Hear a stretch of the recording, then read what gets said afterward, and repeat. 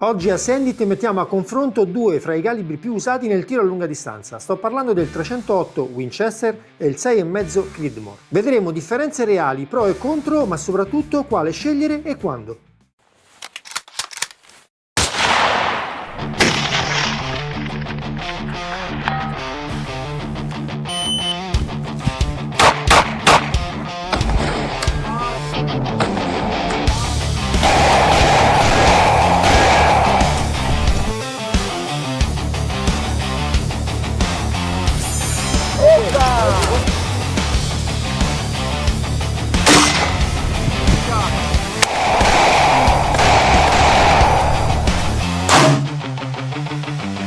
Impatto.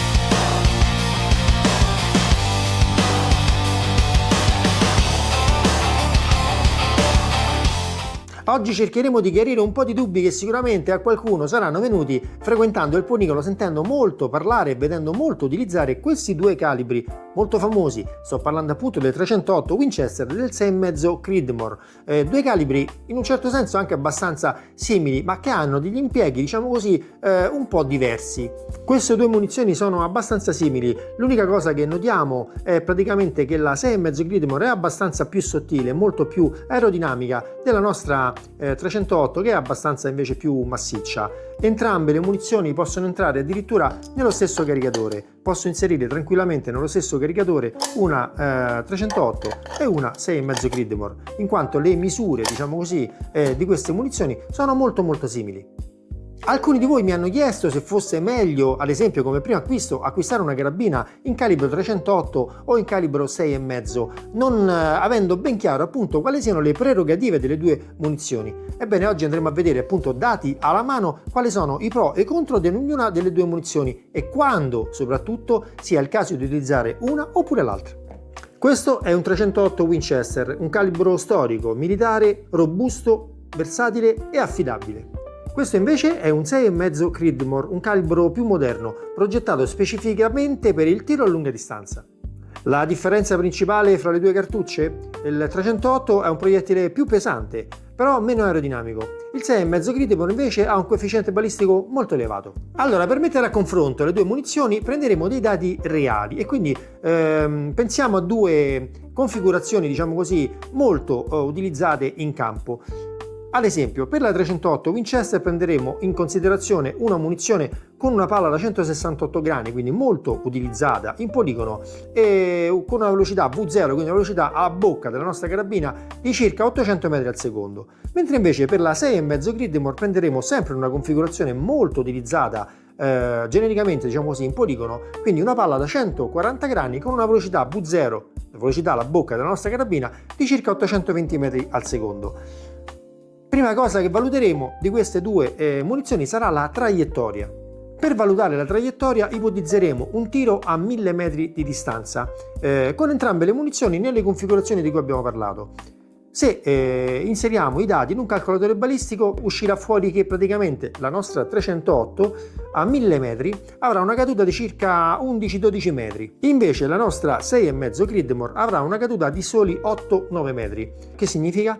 Che la 6,5 Creedmoor cade meno, ha in pratica una traiettoria più tesa, più flat, come si dice in gergo. Abbiamo detto che il 308 ha palle più pesanti, quindi porta più energia, quindi ad esempio in ambito venatorio sicuramente molto interessante. Ma se andiamo a vedere il grafico, vediamo che per tiri lunghi, appunto fino a 1000 metri, dai 500 metri in poi il rapporto, diciamo così, di energia trasportata fra le due munizioni, proprio per merito del grande coefficiente balistico che ha la 6,5 Creedmoor, si va praticamente a congiungere, diventano praticamente gli stessi valori.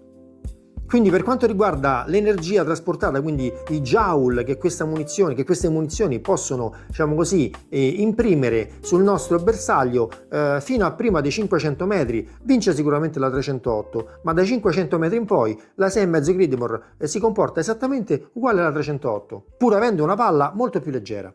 Per tiri fino ai 500 metri queste due munizioni sono, diciamo così, abbastanza simili, a parte la miglior tenuta del vento della nostra 6,5 Creedmoor, balisticamente si comportano in modo abbastanza simile, quindi sono entrambe molto precise. Anche la nostra 308 è assolutamente molto precisa entro, diciamo, quelle distanze di 500-600 metri, ma dai 600 metri in poi, se osserviamo il grafico, vediamo che la caduta della 308 inizia drasticamente a peggiorare rispetto alla nostra 6,5 Creedmoor, quindi è sulla lunga distanza che vince la nostra 6,5 Creedmoor.